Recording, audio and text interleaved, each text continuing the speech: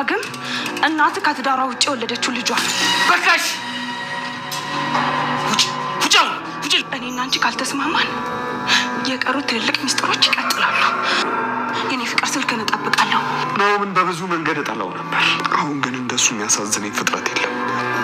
እዛ ቤት ሁሉም ማስመሳይ ናቸው። ሁሉም እናት ተብዬዋ ጭምር። አቶ ሊኩንም እንደዛው ናቸው። አስመሳይና አጭበርባሪ ብቻ። ቆይ ምንድን ነው እየተፈጠረ ያለው? ናሆም ምንድን ነው የሆነው? እባክህ ዳግም የምታውቀውን ነገር ንገረኝና ናሆምን አጠገብ ሆኜ ላግዘው እባክህ። ቢቀርብሽ ነው የሚሻለው። እኔ ራሱ በመስማቴ ሰላሜን አጥቻለሁ። አንተ የዚህን ያህል ሰላምህን ካጣህ ናሆም ምን ያክል እንደሚጎዳ አስበው። ወደ ዋናው ጦርነት መግባት ፈልገሻል ማለት ነው። በጣም ጥሩ እንጀምረዋ። ፈራሽ ላይ ሁለታችን መተኛት እንችላለን። ዳግም ምን እየሆንክ ነው?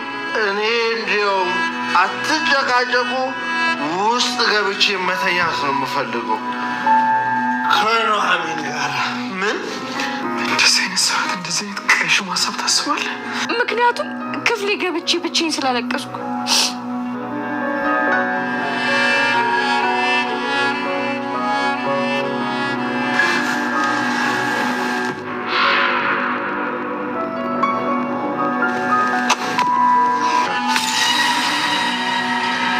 ናሆምን ስትስሚው አይቼሻለሁ። ይህ ከኔ ጋር የቆየ ስሜት ነው። ይህንን ደግሞ አንቺን በደንብ ታውቂዋለሽ። እኔ ደግሞ ናሆም እንደማፈቅረው ታውቃለህ አይደል? አንቺም እኔ እንደማፈቅርሽ ታውቂያለሽ አይደል? ዳግም ፊትህ እኮ በጣም እየተቀያየረ ነው። ኑሐሚን ቀላል አልሆነልኝም። እኔ አንቺን መርሳት ቀላል አልሆነልኝም ኑሐሚን። ልክ እኔ ናሆምን መርሳት እንደከበደኝ ማለት ነው። ዳግም አሁን ላይ በጣም ልቡ ተሰበረ። ኑሐሚንም በጣም ያፈቅራት ነበር። ነገር ግን ናሆድን ስስመው ሲያይ ልቡ በጣም ተሰበረ። እኔ እኮ አንቺን በጣም ነበር የማፈቅርሽ እያለ ቢላትም ኑሐሚንም እኔም ናሆድን እንደማፈቅረው ታውቃለህ ስትለው ነበር። እሱም የራሱ መልስ እኔም እንደማፈቅርሽ ታውቂያለሽ እያለ በጣም በስሜትና በንዴት ውስጥ ሆነ። አምራን ሁሉንም ነገር መታለ ቤቱ ሰው ሁሉ ለቤተሰብ አባላቱ ተናገረች። ይሄን የሰማው ናሆድ ከሌላ በትዳሯ ላይ የተወለድክ ነህ ብላ ስትነግረው ይሄንን ማመን አቃተው። መጀመሪያ ዘሎ እሷን ነበረ መጥቶ ያነቃት። ነገር ግን ይሄን አፈነደዋለሁ ብላ መታ የተናገረችውን ተናግራለች። ከዛም አቶ ለይኩን እባክሽን ከዚህ ቤት ውጭ ብሎ ቢላትም የቀረኝን ቧንብ ገና ይሄ ተጀመረ እያልኩሽን ካልፈጸምሽ እየቀረው ቧንብ ይፈነዳል ብላ ከቤት አስወጧት። ይህን የሰማው እንግዲህ ናሆድ በንዴት በስሜቱ ነው ወደ መጠጥ ቤት እራሱን ደበቀ። ሰላም ጤና ይስጥልን ውድና የተከበራችሁ የቻናሌ ቤተሰቦች እንኳን ወደ ቻናል በሰላም መጣችሁ። ኑሐሚን ክፍል 66 ተለቀቀ። ወደ ክፍል 65 ስንመለስ እንግዲህ ናሆድ በራሴ መንገድ ልጅ የወረደበትን ዶክተር አጣራለሁ በማለት ወደ ዶክተሩ ጋር ነበር ያመራው። ዶክተሩም ጋር በመሄድ ዶክተሩን በስነ ስርዓት ቢጠይቀውም ሊነግረው ባለመቻል እርምጃ ሊወስድበት ሽጉጡን አውጥቶ ሊተኩስበት ሲል እውነቱን መስክሯል። ከመሞት መሰንበት ይሻለኛል፣ እሷ በብር ገዝታኝ ነው፣ አትናገር ብላኝ ነው፣ የውሸት መረጃ ነው የሰራሁላት በማለት ይነግረዋል። ይሄን የሰማው ናሆድ እሳት ለብሶ እሳት ጎርሶ እየመጣ ነበር። ቀጥታ በመደወል ወደ አምራንም የኔ ፍቅር እንዴት ነህልኝ ስትለው ነበረ። አስመሳያው አምራን እሱም የት ነሽ ሲላት እቤት ነኝ ያለችው እንዳገኝሽ ብሎ ነበረ። ቀጥታ ወደ ቤት እየመጣ ሳለ እሷም ቀርማ በመሄድ ወደነ አማቷ ቤት ለይኩን ቤት በመሄድ አሁን የምልሽን ታደርጊያለሽ ወይንስ አታደርጊም እያሉ ወይዘሮ ዝናሽንና ባንድ ነበሩ ማለት ነው። የዚህ ጊዜ ባክሽን ደግሞ ምን ልትሰሪ ነው ዝግቤ መጣሽው እያለች በእርግጥ ሚስጥሩን አታውቅምና ልታንቃት እንድትል ገፍትራ ትጥላታለች። የዚህ ጊዜ ታያት ልጅ እያለች ነው። አሁን ሚስጥሩን ከማፈንዳቴ በፊት የምልሽን ታደርጊያለሽ አታደርጊም፣ አሁን ላፈነዳው ነው ስትላን ነበር። የምትሆን በይ ምንም አታመጭ እያለቻት ነበረ። እንግዲህ ናሆድም እሳት ለብሶ እሳት ጎርሶ የመጣው ናሆድ ዘሎ አንገቷን አንቋታል ማለት ነው። እባክን ሁለተኛ ነፍስ እንዲጠፋ አንፈልግም በማለት እንግዲህ ወይዘሮ ዝናሽ ልጇን ናሆድን ልገላግለው ችላለች። ይሄ ነው የሚገርምህ። እኔ ደግሞ ያላወቅከው ሚስጥር አለ።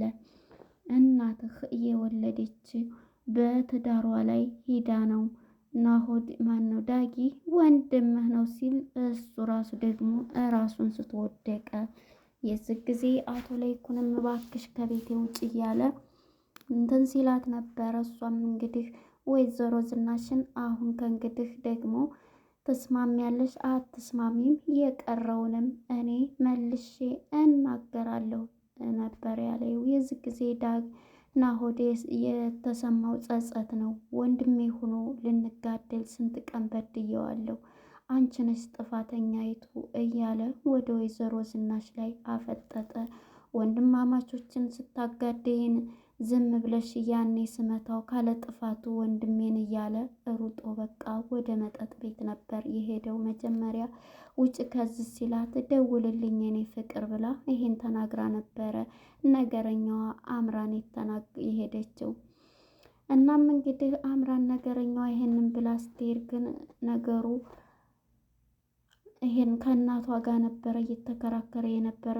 ይሄንን ተነስቶ ይሄዳል ማለት ነው። ናሆድም ወደ መጠጥ ቤት ሄዶ ቀጥታ እንግዲህ ዳጊም መጥቶ ወደ ኑሃሚ ጋ ነበር የሄደው። ኑሃሚ ጋ ቁጭ ብሎ ሳለ እንግዲህ በጣም እየተናደደ በስሜት ውስጥ ይገኛል ዳጊ አባቱን እያጣ፣ ሁለተኛ ደግሞ በኑሃሚን ፍቅር የሚንገበገበው ዳጊ እያወራት ነበር። እባክሽኛ ቤት እያልተፈጠረ ሁሉም ሚስጥር፣ ሁሉም ውሸታ ማስመሳይ ናቸው እያለ ነበር። ምንድን ነው እያለ እኔ ግን የሚያሳዝነኝ ናሆድ ነው እያለ ነበር። እንግዲህ ከኑሃሚን ስታወራ ከእናቱ ጋር የሰማውን ሚስጥር ሁሉንም ሰምቷልና ምንድን ነው አወቀ እንዴ እሱ ከሌላ እንትን ማለቱን ሲለው፣ አረ ባታቂው ይሻላል፣ ይሄን ካወቀ በጣም ከባድ ነው ምንድን ነው ስትለው ነበር።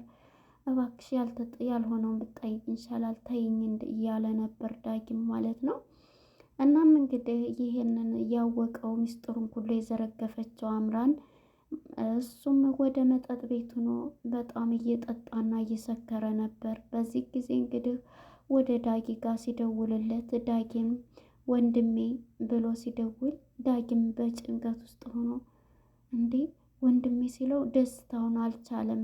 ምክንያቱም ወንድሜ ብሎ ሲጠራው በጣም ነው ደስ ያለው። የዚህ ጊዜ በቃ ዳጊም አነጋገረ ምንድን ነው እያለ ነበር። እናም በቃ ልምጣና ቶሎ እንዳገኘ እፈልጋለሁ ወንድሜ እያለ ይቅርታውን ሊጠይቀው፣ እሱም ቀጥታ ዳጊ ተነስቶ ሊሄድ ሲል እኔም አብሬ እሄዳለሁ፣ ይህን ጉድማ ዳጊ ከሰማ ናሆድ ሰው ሆኖ አይቆምም እያለች ኑሃሚን አፍቃሪው አብራው ትሄዳለች። እናም በዛም በሄደችም ሰዓት እንግዲህ ናሆድን በስካር መንፈስ ይገኛል። መጠጡን ሰብስቦ ውስኪውን እየጠጣ ነበርና ወንድሜ ለበደልኩ በደል ይቅር በለኝ፣ እኔ በማላቀው አንተን ብዙ ቀን አሰቃይቻለሁ፣ ካለ ጥፋትህ ጥፋት ሰጥቻለሁ፣ ብዙ ነገር አድርጌሃለሁ እያለው ነበረ።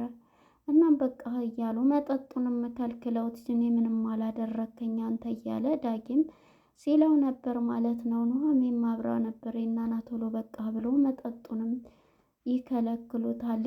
ኑሃሚንም እያወራል አንቺ እንዳልሽውም ኑሃሚን አንቺ ብልጥ ሴትና አዋቂ ሴት ነሽ፣ ዶክተሩን ሳዋጣው ይሄ የአምራን ተንኮል ነው፣ እናቴ ደግሞ አልገደለችም የሷን ልጅ በማለት ዶክተሩ እውነቱን ነገረኝ በማለት ነበረ የተናገረው። እናም በዚህ የተነሳ ይሄንን ባላት ጊዜ በጣም ስሜታዊ ሆኖ መጠጡም ላይ ቢሆን እረፍ እያሉት ነበር። ከዛም እንግዲህ ተነስተው ይዘውት ይሄዳሉ። እኔ ጭራሽ እዛ ቤት መልሼ አልገባም እያለ ናሆድን በንዴት ውስጥ ይገኛል። እዛ ቤት ፍጹም አልሄድም፣ በጭራሽ ያን ቤት አልሄድም እያለ ነበር። እሺ ና ቶሎ እኛ ቤተሰቦች የሉም ነይ ልሄድ ስትለው ገድፈውት ሁለቱም ይዘውት ይሄዳሉ። እዛም በመሄድ እንግዲህ ሳሎን እዚህ እንተኛ እንግዳ ክፍል ሁለታችንም እያለ ነበር። እንግዲህ እኔ አልተኛም እዚህ እኔ የምተኛው ከኑሐሚን ጋር ክላስ ውስጥ ነው ሲል እንግዲህ ዳጊም ስለሚያፈቅራት ይከፋዋል፣ በጣምም ይናደዳል ማለት ነው። የዚህ ጊዜ እንግዲህ ይዘውት መኝታ ክላስ ስታስገባው ዳጊም በጣም በስሜት እንዴት እያለ በወንድሙ ደግሞ እየተናደደ ነው። እራሱንም ደግሞ ኧረ ልመለስ ምን እየሆንኩ ነው እያለ ስሜቱን መቆጣጠር ያቅተዋል ዳጊ። እናም በዚህ የተነሳ ዳጊም ይዘውት መኝታ ክላስ ታስገብታ እንግዲህ ስትስመው በህልሙ እያወራ ሳለ በጣም እኮ አምራን አፈቅርሻለሁ አፈቅርሻለሁ ሲል አፈቅርሽ ነበር ግን ውሸታም ነሽ አንቺ ውሸታም ነው ከህይወቴ ወጥተሻል ሲል ኑሐሚንም ደስ ይላታል። እንኳንም በቅዠትህ እንኳን ጠላሃት እያለች ኑሐሚንም በደስታ እንትን ስትል እንቅልፍ እንደወሰደው ስትስመው ዳጊ እንግዲህ ወደ መጸዳጃ ቤት ሊሄድ ሲል በሩን ከድንገት እንዲከፈት አድርጎ ሲያይ ስስመው ያያታል። የዚህ ጊዜ በጣም እየተናደደ እንግዲህ ሳሎን ሄዶ በስሜቱን መቆጣጠር አልቻለም። እናም ኑሐሚን ከድንገት መታ እሱ ጋር ስትቆም እንዴ አይተህናል እንዴ? አዎ ስትስሚው ደግሞ አይችሻለሁ ይላታል። እና ታዲያ እንደማፈቅረው አንተ ታውቃለህ ድብና አድርገህ ስትለው እኔ ደግሞ አንቺን እንደማፈቅርሽ ታውቂያለሽ አይደለም እያላት ነበረ። ሁለቱም ወንድማማቾች እንግዲህ በኑሐሚን ፍቅር እያበዱት ማለት ነው። እናም ኑሐሚንም እንዴ የተቀያየርክ እኮ ነው ፊት ሁሉ እየቀላ ነው ምን እየሆንክ ነው ዳጊ ብትለውም እሱም ሊሰማ ፍቃደኛ አይደለም። ዝም በይኝ ያለ ስሜቱን መቆጣጠር አቅቶታል። ወደ ኤምና ወደ አባቷ አቶ ለይኩን ስንመጣ ኤምም እንግዲህ በጭንቀት ትገኛለች። ወንድሜ እያለች በጣም አሁን ደግሞ ከሌላ እሱ የእናቴ ልጅ አለመሆኑን ሲያቅ እያለች በጣም እያሰበች ነው የምትገኘው። አቶ ለይኩንም በጣም በስሜት ውስጥ ይገኛል። በእርግጥም የዝናሽ ተንኮሎች እንትን ቢሉ አቶ ለይኩንም ባለጌ ናቸው። ምክንያቱም የተጣለ ልጅ ነው ብሎ ነው እንግዲህ ከሌላ ወልዶ ናሆድን ያመጣው ማለት ነው። ሁለቱም እዚህ ጋር እኩል ጥፋት ነው እየታየባቸው ያለው ማለት ነው። ናሆድ እንግዲህ አሁን ላይ የእሱ ልጅ አይደለም፣ ማነው የእነሱ ልጅ አይደለም፣ ማነው የወይዘሮ ዝናሽ ልጅ አይደለም። እናም ይሄንን ሲሰማ ወንድሜ ደግሞ ሁለተኛ እንትን ከሚል እንንገረው እያለ በፍጹም ይሄን መስማት የለበትም በፍጹም እያለች ነበረ። እና ምን እናድርግ አሁን ብትለውም አይ በፍጹም አሁን ይሄን ደግሞ ከአምራን መልሶ መስማት የለበትም እኛ እንንገረው እያለ ነበረ አቶ ለይኩን ሲላት ለኤም እየነበረው ማለት ነው። ኤምም እንግዲህ በፍጹም አባዬ እኔ እዚህ ክላሴ ብቻዬን ቁጭ ብዬ ሳለቅስ ማንም የሚያየኝ የለ ብላ እንግዲህ አርግዛም ይሁን ሊያስመልሳት አፏን አፍና ነበር እየሮጠች እየወጣችው። ደግሞ እሷም ከኤርሚያስ አርግዛ እንዳይሆን የሚለው ጥርጣሬ ያለን ማለት ነው። ከኤርሚያስ ጋራ አብረው እንትን ብለውናል አሳልፈዋልና እየሮጠች ነበር ሊያስመልሳት የወጣቸው ማለት ነው። አቶ ለይኩንም እንግዲህ በዚህ እንትን ይገኛል። ደውሎ እንግዲህ ልጅ እኔ ሂጅ በዚህ እፈልገዋለሁ ስትልም አይ በዚህ በጨለማ የትም አይሄድ ይመጣል ወንድሜ የት ገባ እያለች እሷ ስለ ቁስ ሳይሆን ስለ ወንድሟ እያሰበች ነው ኤም ማለት ነው። እናም እንግዲህ አይዞሽ ይመጣል እኔም ቢሆን ወጥቼ እፈልገዋለሁ እያለ ነበር። እኔ እሄዳለሁ እያለች ነበርና እንግዲህ ስልኩ ከድንገት ይጠራል። ኑሐሜ ደውላ ማለት ነው። ኑሐሜንም ስታነሳው ስልኩን ሄሎ ልጄ ሲላት ናሆድ እዚህ ነው ብላ ተናግረዋለች። እንግዲህ ኑሐሜንም ስለሚያውቃት አቶ ለይኩን እሺ በቃ እችጋ ከሆነ በማለት ደስ እያላቸው ውስጣቸው ችግር የለውም በቃ እሱ ጋር ከሆነ በማለት እንግዲህ ዳጊም ናሆድም እዙ ስለሆኑ ደስ ብሏቸዋል ማለት ነው። አቶ ለይኩን እንግዲህ እዛው እንዳሉ ነበረ እንትን ያለው ማለት ነው። እንግዲህ ወይዘሮ ዝናሽም አሁን ላይ እንደ ይዛን ቀን ምን ነው እንደው ያንን ቴዲ እንትን ባልለው ኑሮ እያለች ትዳሯም አሁን ልትፋታ ስለሆነ አሁን ላይ ኦልሬዲ ጨርሰዋል ለመፋታት ማለት ነው። እህቱን እየጠበቀ ነው። ውርሻውንም ለናሆዴ ያደርጋል ማለት ነው። እንግዲህ ወይዘሮ ዝናሽም ደግሞ ልጄ እኔም ልጄ ነው ትላለች። ምክንያቱም እኩል ናቸው እዚህ ላይ። ምክንያቱም አቶ ለይኩንም ከሌላ ነው ይሄንን ናሆድን ወልዶ ያመጣው። ዝኑም ደግሞ ያው በትዳሯ ላይ ነው ከሌላ ነው የወለደችው ማለት ነው። እና ሁለቱም እዚህ ላይ እኩል ናቸው። ግን የዝኑ ተንኮል ግን ከባሌ የሆነ ነገር እንትን ቢል ብላ ቪዲዮ ለብቻ እሷን አውጥታ እንትን ማለቷ በጣም ከባድ ነው፣ ለባሏ ታማኝ አለመሆኗ። እና እንግዲህ ፊልሙ እዚህ ላይ ነበረ ሊፈጸም የቻለው። ቀጣይ ፓርት ምን ይፈጠራል የሚለውን አብረን የምናይ ይሆናል ማለት ነው። እንግዲህ ለነበረው ቆይታ እናመሰግናለን። መልካም ጊዜ